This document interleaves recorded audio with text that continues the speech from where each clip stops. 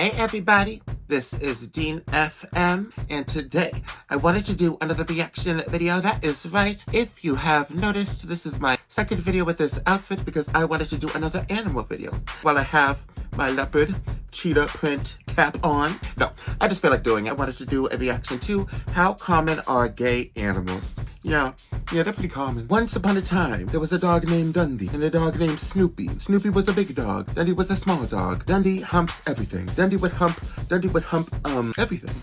Snoopy, his legs, got to a point where Snoopy was like, no, kick back. What? And then we got Florence, well, I guess that's more of a straight situation because he was all over her. But he is bi. That's one thing I want to say. If you have animals who pass, you are never without them. They are in your soul, they are in your experience, they are in your overall life. Please make sure to check out my Facebook, Instagram, YouTube, and search DFM, and you will find my music. Without further ado, let's get into how common are gay animals. A gay dog, buffalo, and lion walk into an Indiana bar. The bartender says, "We don't serve your kind here." Whoa. I wouldn't turn a lion Sounds away. racist. That's discrimination. He's not lying.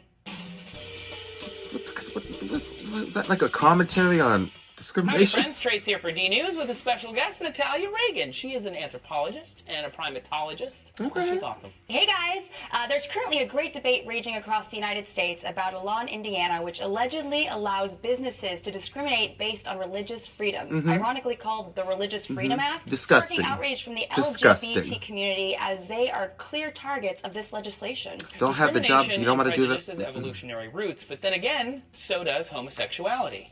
Research done in the 90s and early 2000s looked at sheep's sexual orientation, as because they of are this? some of the gayest animals in the animal kingdom. Okay. As many as 1 in 10 rams can be gay and will live exclusively gay lives with only male partners, even with fertile females around. The researchers believe they found a biological underpinning for homosexuality by studying these rams' hypothalamuses. Gay rams' hypothalami maybe was biologically different than straight rams.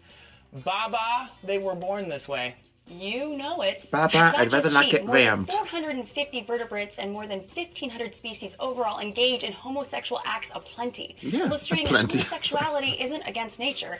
It's completely part of nature. Beetles, birds, bonobos, bats, Dolphins, orangutans, macaques, and penguins. dragonflies, albatross, dogs and cats, even lions all exhibit homosexual behavior. Come on, we in the kingdom. Believe me, queers, fellow queens, fellow gays. We are definitely up in the animal kingdom. We are all over the animal kingdom, and I would venture to say we are in the plant kingdom, but I'm not gonna go there. You know, I think it's so cool. The rams, you know, with the horns and stuff. Could you imagine the ram, right? He on the other side of the room. He come in with his horns and he just charge at my booty, and then I push and I fly out the window or fly into the wall, and he gets off. Don't let men do all that. Not all the time. People ain't afraid to engage in a little spooning, sporking, and even forking of the same sex. But why? Why would nature evolve something that seems counter to evolution? Right? If the origin of species is correct and we're all here to achieve reproductive success, allowing us to Let me say something, because I want to be clear about how I feel about this and that I'm not too crazy. I think that a big part of homosexuality and true gender same-sex relationships is sentience. Humans actually making the conscious decision to go outside of that norm. When it comes to just straight and homosexual sex in animals, I honestly don't think they even know what they're doing. Like, I don't think they don't think twice about being homosexual, you know what I mean? I think that's just what they do, that they everything. Animals fuck everything. A male monkey humping another male monkey, I think we can all agree is not the same amount of romance as a husband and husband union. And they are strong, and they grow up, and they die together. No, like a male monkey just with a big baboon behind. It's like, oh. Would organisms evolve not to do that? Science is still working on it. There are a number of theories, though. Female Japanese macaques were observed mounting each other even when suitable males are around, and they hypothesize it may be a way to climb the social ladder by becoming a dominant female in a social group and thus gaining influence and resources. Though other researchers claim that homosexual behavior could come down to something as simple as seeking pleasure.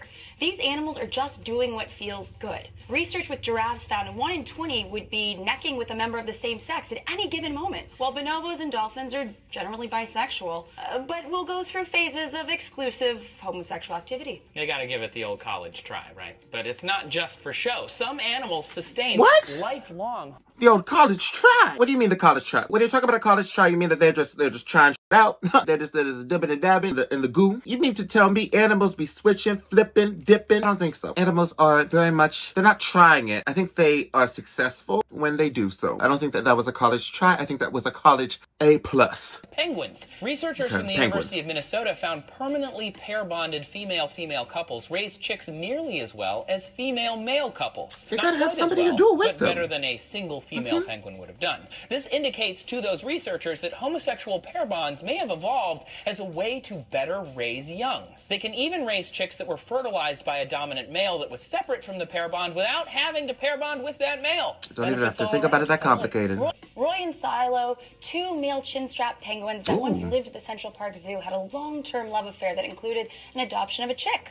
The two remained together for 6 years until Silo found his eyes were wandering to a newly introduced female named Scrappy. So just because Roy stooped Silo yesterday doesn't mean he can't get down with Scrappy today too? It's too much Right? nicknames. Right? I mean, Yeah, if it's these like, animals can teach us something, it's that sexuality is not static or they fixed. don't adopt. It's fluid Can and we flexible. Obviously, clear that up?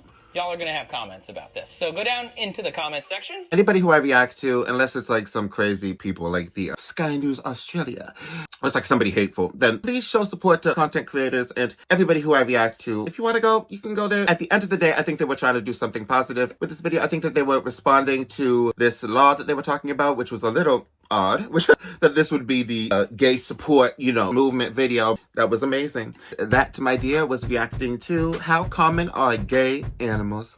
I appreciate you so much for being here, and I hope you have a nice day. Bye-bye.